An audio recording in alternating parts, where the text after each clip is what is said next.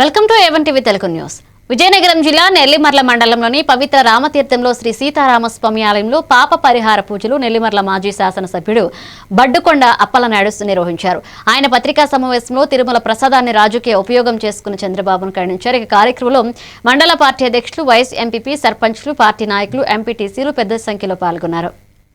మరి కేంద్ర ల్యాబ్ల కాడికి వెళ్ళి టెస్టులు చేసిన తర్వాత ఎటువంటి జంతు కొవ్వు లేదని చెప్పని నిర్ధారించి ఇవాళ కోర్టుకి షార్ట్ షీట్ వేయడం జరిగింది. వారంగా నీ కుటుంబ సభ్యులకి విశాఖపట్నం భూములని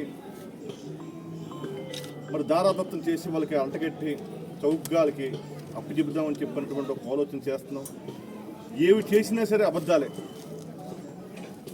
సుమారుగా ఒక 100 మందికి ఒక పథకాలు చేయాలి ఒక గ్రామాల్లో అంటే 40 మందికి ఇచ్చి 60 మందికి కూడా 100 మందికి కూడా ఇచ్చాం. అన్నీ అయిపోయి అంటున్నారు. తండ్రిగా ఒక పెద్ద మనిషిగా ఈయన ఈ మాటలు మాట్లాడుతుండ్రు.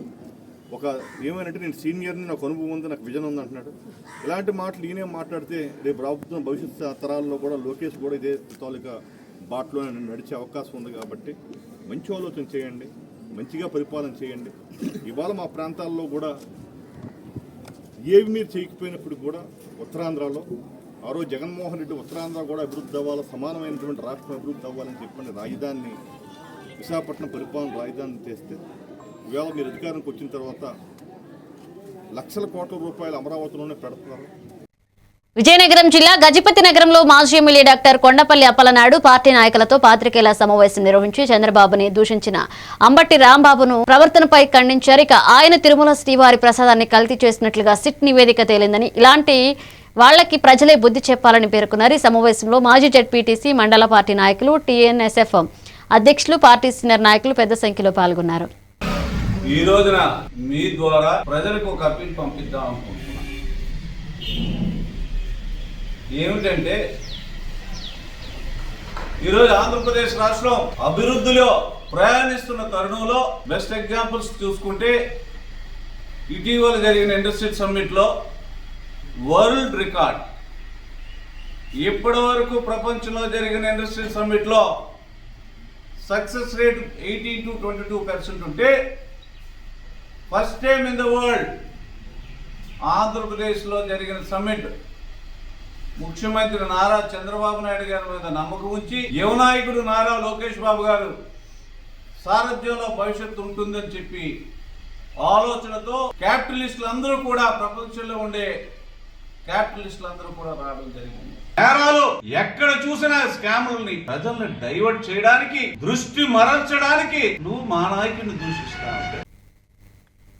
అనకాపల్లి జిల్లా పాయకరావుపేట నియోజకవర్గంలోని ఎస్ రాయవరం మండలం రేవు పోలవర తీరం మాఘ పౌర్ణమి సందర్భంగా భక్తులు రద్దీతో కిక్కిరిసిపోయింది. ఇక భక్తులు లక్ష్మీ మాధవ స్వామిని దర్శించుకోగా పోలీసులు భద్రతా ఏర్పాట్లు చేశారు. గజి ఈతగాళ్ల ద్వారా నియంత్రణ నిర్వహించారు. ఇక నరసీపట్నం, యలమంచిలి, అనకాపల్లి, పాయకరావుపేట ప్రాంతాల నుంచి 30 ప్రత్యేక ఆర్టీసీ బస్సులు ఏర్పాటు చేసినట్లుగా స్వచ్ఛంద సంస్థల త్రాగునీరు, మజ్జిగ, పులిహోర పంపిణీ చేశారు.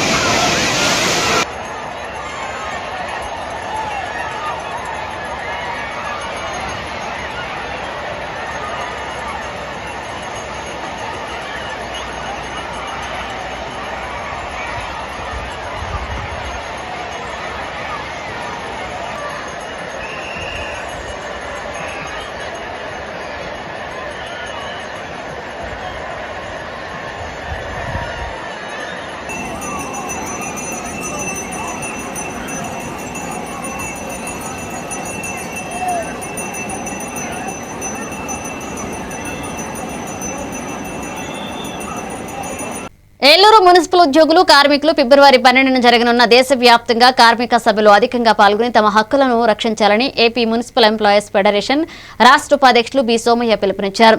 మున్సిపల్ ఉద్యోగులు కాంట్రాక్ట్ అవుట్సోర్సింగ్ విధానంతో పనిచేస్తున్నారని, స్కూల్ స్వీపర్లు కనీస వేతనాలు లేక కష్టపడుతున్నారని ఆయన పేర్కొన్నారు. కార్మిక వ్యతిరేక 4 లేబర్ కోడ్లను రద్దు చేయాలని, అసంఘటిత రంగ కార్మికులకు సమగ్ర చట్టాలు అమలు చేయాలని డిమాండ్ చేశారు. ఈ కార్యక్రమంలో ఐఎఫ్టీయూ జిల్లా ప్రధాన కార్యదర్శి బుద్దా వెంకటరావు పాల్గొన్నారు.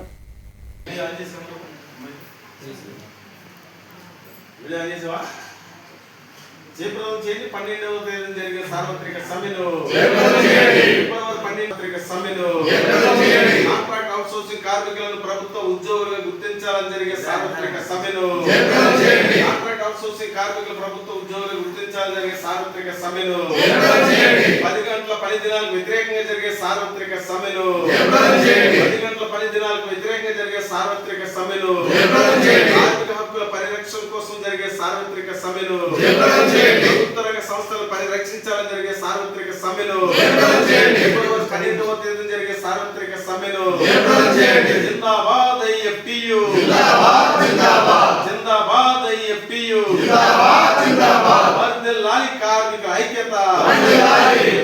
దెందులూరు నియోజకవర్గంలో గాలాయిగూడెంలోని శ్రీ అచ్చమ్మ పేరంటాళ్ల తల్లి 69వ వార్షిక మహోత్సవాలు ఘనంగా నిర్వహించారు. ఇక శనివారం రాత్రి ఆలయ కమిటీ ఆహ్వానంతో APSRTC Vijayawada zonal chairman, Eluru నియోజకవర్గ జనసేన ఇన్ఛార్జ్ రెడ్డి అప్పలనాయుడు, రాష్ట్ర వడ్డీల సంక్షేమ శాఖ చైర్పర్సన్ కంటశాల వెంకటలక్ష్మి ముఖ్య అతిథులుగా హాజరై పూలమాలలు వేశారు. ఇక అర్చకులు వేద మంత్రాలతో ప్రత్యేక పూజలు నిర్వహించి భక్తులకు తీర్థ ప్రసాదాలు పంపిణీ చేశారు.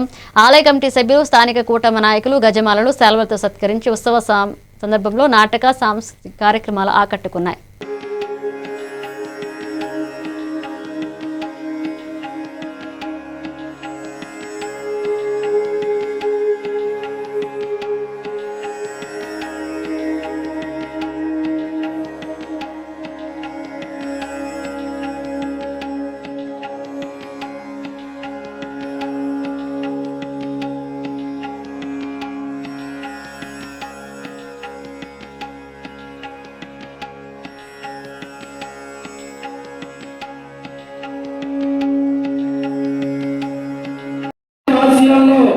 పవన్ కళ్యాణ్ గారితో మంచి పేరు పొందినటువంటి ఘంటసాల వెంకటేశ్వర గారికి ఆలయ కమిటీ తరఫున, గ్రామం తరఫున హృదయపూర్వకంగా ధన్యవాదాలు తెలుపుకుంటున్నాం.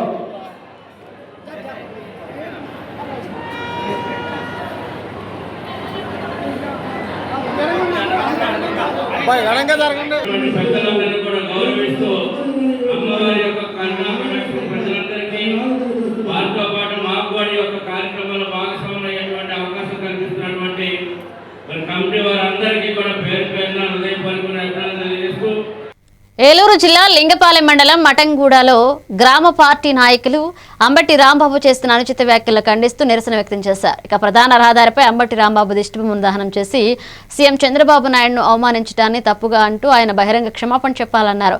కార్యక్రమంలో గ్రామ పార్టీ అధ్యక్షులు తూంపాటి కిషోర్, బీసీసీఎల్ అధ్యక్షులు తాళం సోమబాబు, బీజేపీ నాయకులు రాయంకుల చక్రధర్రావు, మండల ప్రధాన కార్యదర్శి గజ్జా వెంకటేశ్వరరావు తదితరులు పాల్గొన్నారు.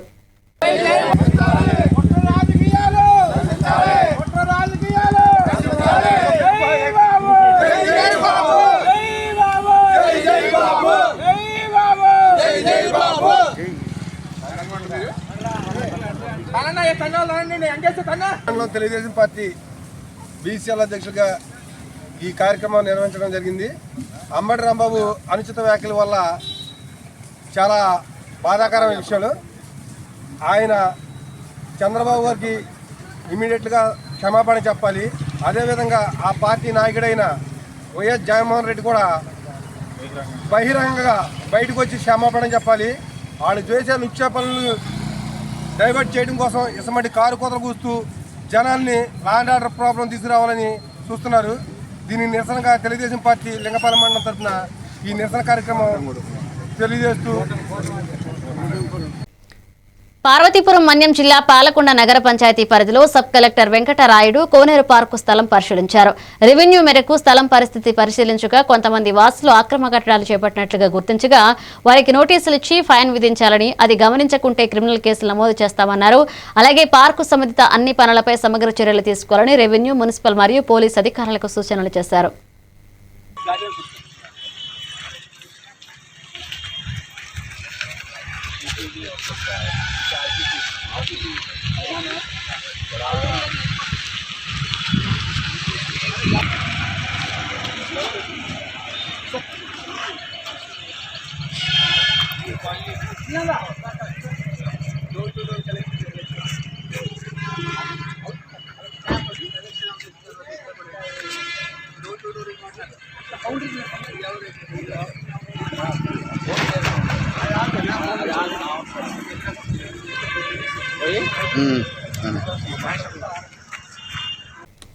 కడప జిల్లా రాజుపాలెం మండలం వేళ్లాలలోని సంజీవరాయస్వామి దేవస్థాన అభివృద్ధికి ఎమ్మెల్యే బాల సంజీవారెడ్డి, నంద్యాల వరదరాజులు రెడ్డి సహకారంతో 16.29 లక్షల రూపాయలు భక్తులు చందా అందజేశారు. ఈ నిధులను దేవస్థాన ఖాతాలో జమ చేయడం జరిగింది. ఇక రాష్ట్ర ప్రభుత్వం CGF గ్రాంట్ కింద పునర్నిర్మాణానికి 4 కోట్లు మంజూరు చేసిన సంగతి, అందులో భక్తులు 20% వాటా చందాగా సమర్పించవలసిందని చైర్మన్ గంగిరెడ్డి లక్ష్మీనారాయణ తెలిపారు. సవివరంగా సవినయంగా తెలియజేయడం అతి ముఖ్యమైన విషయం.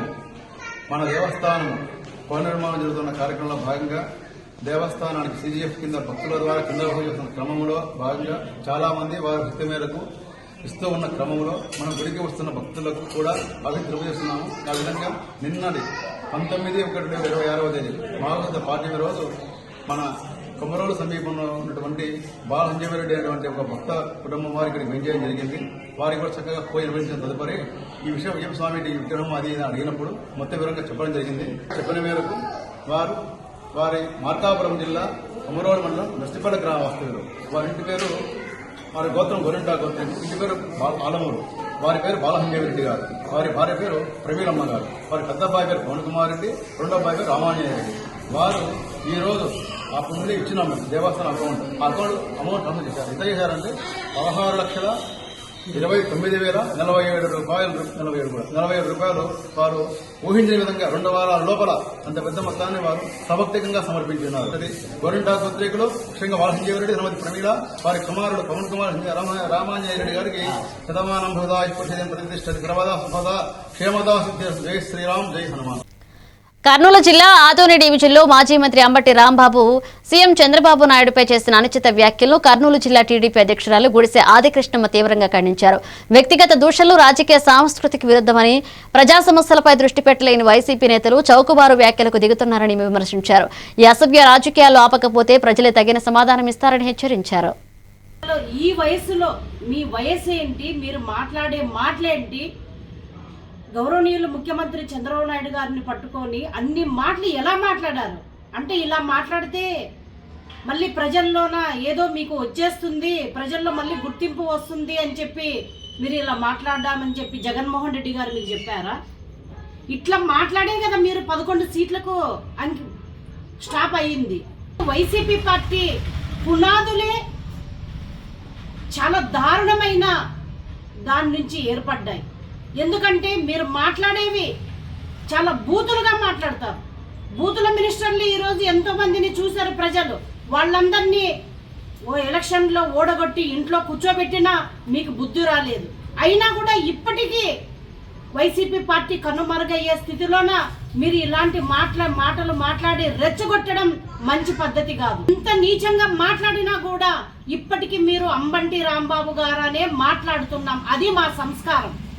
మీ జగన్మోహన్ రెడ్డి గారు మీకు ఏ సంస్కారం నేర్పారని చెప్పి మీరు ఈ విధంగా మాట్లాడుతున్నారు.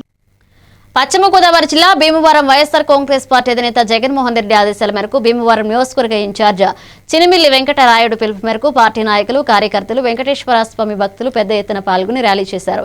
ఇక ర్యాలీ అనంతరం భీమవరం పట్టణంలోని నటరాజ్ థియేటర్ వద్ద ఉన్న శ్రీ వెంకటేశ్వర స్వామి ఆలయంలో పూజలు నిర్వహించి స్వామివారి కోసం అసత్య ప్రచారం చేసిన వారిపై వినతి పత్రం సమర్పించారు. ఈ కార్యక్రమంలో పెద్ద ఎత్తున పార్టీ నేతలు పాల్గొన్నారు.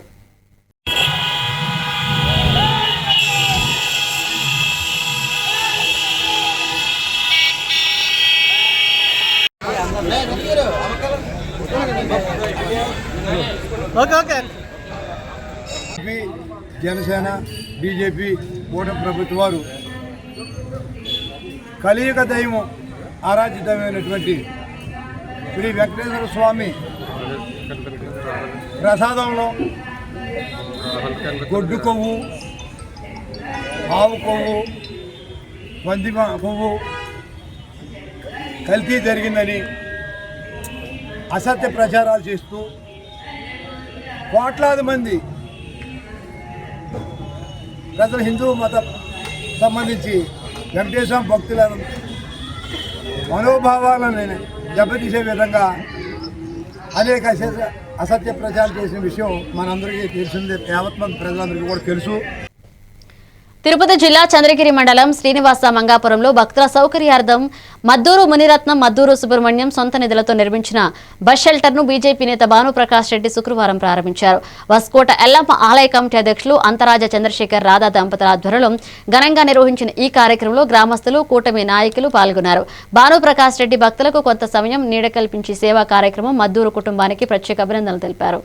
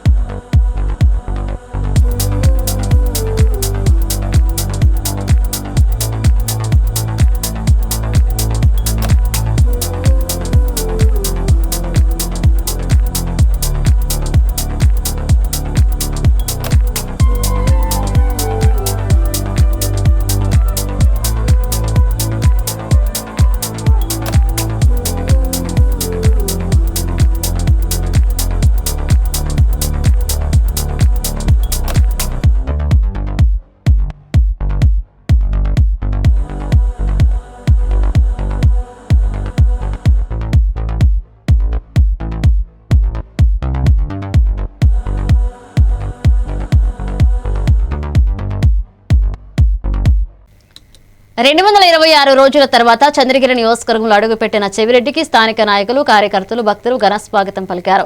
150 కార్లు, 250 బైకులతో మ్యాసివ్ ర్యాలీగా వచ్చిన చెవిరెడ్డి దామినేడు, తణపల్లి, వేదాంతపురం, రామానుజపల్లి వంటి ప్రాంతాల్లో గజమాలతో సత్కరించారు. ఇక ప్రజలు జై జగన్, జై జై జగన్ అంటూ నినాదాలు చేశారు. మహిళలు కర్పూర హారతులతో స్వాగతం పలికారు.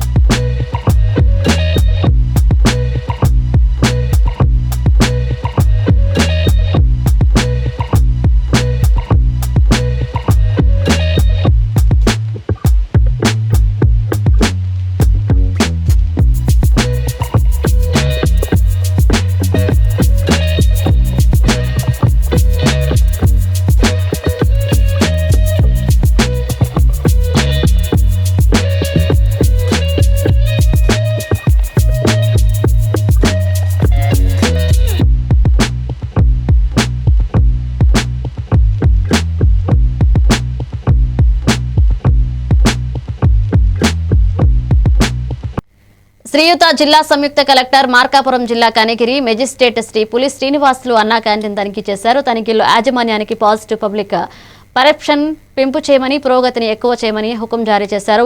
ఆహార నాణ్యత, సమయపాలన, పారిశుద్ధ్యంపై మెరుగైన సేవలు అందించమని సూచించారు. సర్వే పర్సంటేజ్ అంటే మనకి మొత్తంగా 186 విలేజెస్ టోటల్గా కంప్లీట్ అయినాయి. ఇప్పుడు మళ్ళీ వర్క్ జరుగుతుంది. సో ఈ జరిగే వర్క్లో కూడా మేము మార్చి నాటికి ఈ ఆన్గోయింగ్ ఏదైతే ఉందో అది కంప్లీట్ చేసుకోవడం మొదలవుతుంది. మిగతా అంటే మన ఫేజ్డ్ మేనర్లో వెళ్తున్నాం. మిగతా డిసెంబర్ ఎండింగ్కి టోటల్ రీసర్వే వర్క్ కంప్లీట్ కావాలనేది గవర్నమెంట్ ఆలోచన. కాబట్టి అవి తీసుకొని at the same time qualitative resurvey activities కూడా చేసుకుంటాం. ఇప్పుడు మీకు తెలుసు, మనకి మార్కాపురం జిల్లాలో దగ్గర 64,000 ఎకరాలు ఇతరులు లేదా జీరోలు ఉన్నటువంటి ఆన్లైన్ రికార్డ్ గవర్నమెంట్ మార్గదర్శకాలు రావాలండి.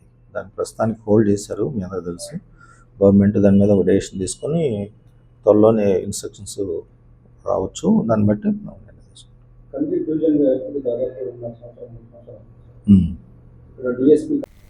మార్కాపురంలో శాసనసభ్యులు కందుల నారాయణరెడ్డి 20వ వార్డులో సామాజిక పెన్షన్ల పంపిణీ కార్యక్రమంలో పాల్గొన్నారు. ఆయన తెలిపినట్లుగా కూటమి ప్రభుత్వ విధానంతో ప్రతి నెల 1వ తేదీన పెన్షన్లు మధ్యాహ్నానికి పూర్తవడం ప్రభుత్వ నిబద్ధతకు నిదర్శనమన్నారు.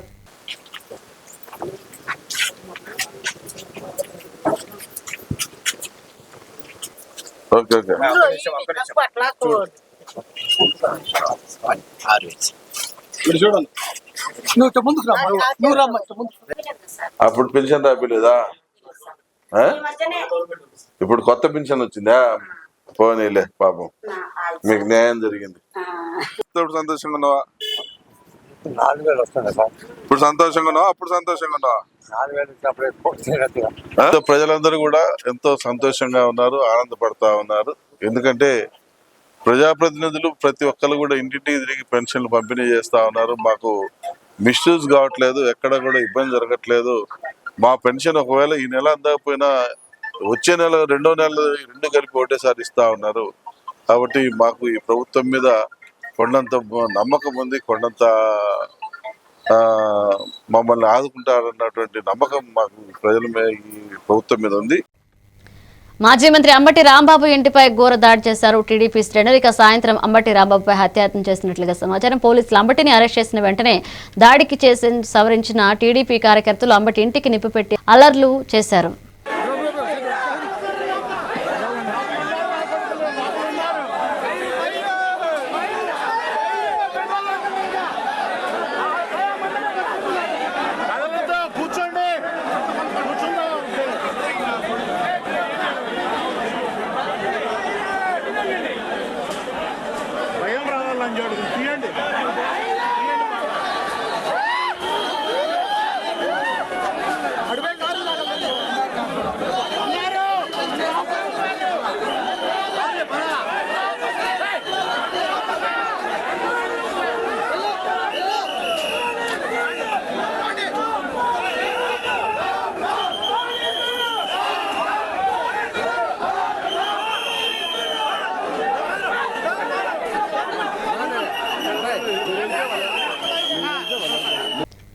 ఇవి bulletin updates. Keep watching A1 TV Telugu news.